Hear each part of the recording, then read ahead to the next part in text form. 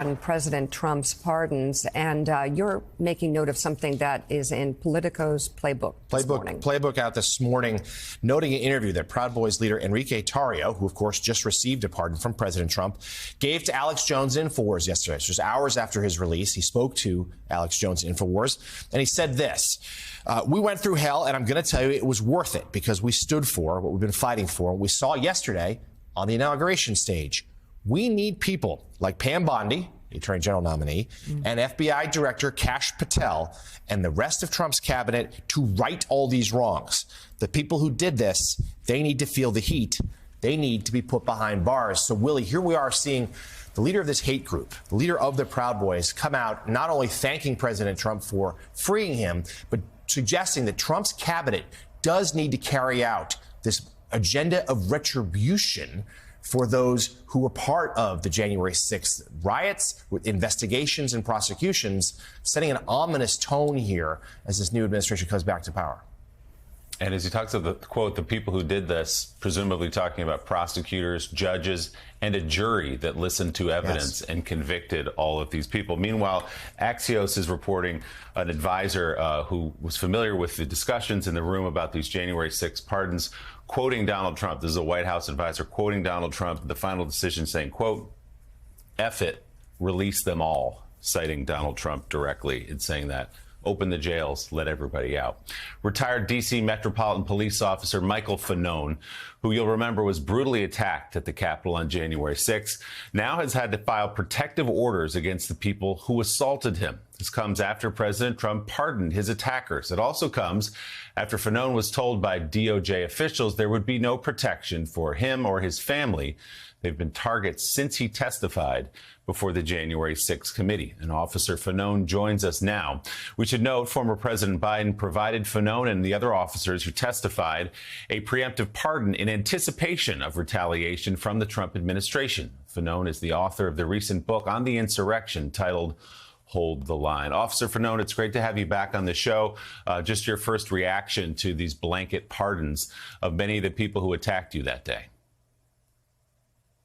I mean, it's outrageous, but, like Mika said earlier in the program, it shouldn't come as a surprise to anyone.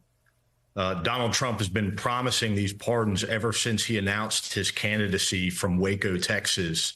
For those of you who don't know or remember, that was the scene of a violent confrontation between members of American extremist groups and law enforcement, in which law enforcement officers were killed. And Donald Trump saw that as a fitting place to announce his candidacy. So I fully expected this to happen, and the American people voted for it. So you got these protective orders yesterday, I understand. Why did you feel compelled to do that? Can you talk about some of the threats you felt for you and your family? Well, first, I haven't obtained them yet. I'm going through the process. Unfortunately, it doesn't look like it's going to be as easy as I had initially anticipated. That being said, listen, once these guys were pardoned, and let's talk about the individuals that were pardoned. Daniel Rodriguez, sentenced to more than 12 years in prison after he pled guilty and admitted to using a taser device, applying it to the base of my skull numerous times while I was being restrained in a crowd and assaulted. Albuquerque Cosper Head from Tennessee placed me in a headlock, pled guilty. This is the rioter that, if you watch my body-worn camera footage, yelled out, "I've got one," as he dragged me out into the crowd. Thomas Sibick, who, while I was restrained and being assaulted, ripped my badge and my radio from my police vest. Kyle Young, who, again, while I was being restrained and assaulted, tried to remove my firearm from its holster as he violently assaulted me. These individuals pled guilty. They admitted that they assaulted a uniformed law enforcement officer who was simply doing his job. And Donald Trump chose to pardon these violent criminals. They are all out on the street today. Because of Donald Trump's actions, my family is less safe. And recently, while she was raking the leaves in her front yard, she had an individual pull up in a truck and throw a bag of shit on her. This is the type of conduct and behavior that we've experienced for 4 years. And quite frankly, law enforcement has been feckless in its attempts to protect us and prevent these types of crimes from occurring. All of what you just laid out is disgusting. And of course, the crime for which you're receiving all of this is for defending the United States Capitol during an assault, during a riot, for doing your job as a police officer. Many of these people who love to talk about and have bumper stickers on their cars about backing the blue attacked you.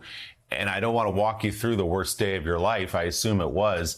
But you went into cardiac arrest. You've talked openly about thinking about your kids, assuming that it was over, that this was the end. How close did you think that day you were to dying, Michael? I certainly thought that was the inevitable outcome. But I'll be honest with you, January 6, 2021 was not the worst day of my life. Maybe on January 6, 2021, I thought it was, but these past 4 years, the threshold for the worst day of my life has changed dramatically. Having your mother call you and tell you that someone pulled up in a pickup truck and threw shit on her, and knowing that it was because of the things that I've said and my conduct on January 6th and simply doing my job was probably one of the most painful calls that I've ever received in my life. Again, because of these pardons, my family is threatened and my family is less safe. So going forward now, as you said, the people who attacked you that day are out. They're free. Many of them, everybody's out at this point. What do you anticipate the next days, weeks, months to look like for you and your family? Well, I fully expect to experience violence at the hands of some of these individuals, whether it's the ones that directly assaulted me or others who see me as a spokesperson for accountability for January 6th. I certainly feel as though I have a target on my back, and I have a target. There's a target on the back of my family members, and not just from these violent criminals, but from the government itself, from Donald Trump's government. Well, in this perverse logic that we're seeing now, you've been made a villain by this group of people. And we just want to say publicly what we've said all along, that you and the other officers who defended the Capitol that day perhaps saved the country. You are the heroes, and we're so grateful for your service. We hope to talk to you again often. Retired D.C. Metropolitan Police Officer Michael Fanone, keep us posted on everything. Great to see you, sir. Thank you. So, Mika, these pardons that Donald Trump, according to Axios, said, F it, release them all, not happening in the abstract. These are things that are very real to people like Officer Michael Fanone, to Harry Dunn, to Aquilino Gonell, all these officers that we've come to know and bravely defended the Capitol that day. They're going to have to relive it now. Again, these people who attack them and beat them to within inches of their lives are out and free.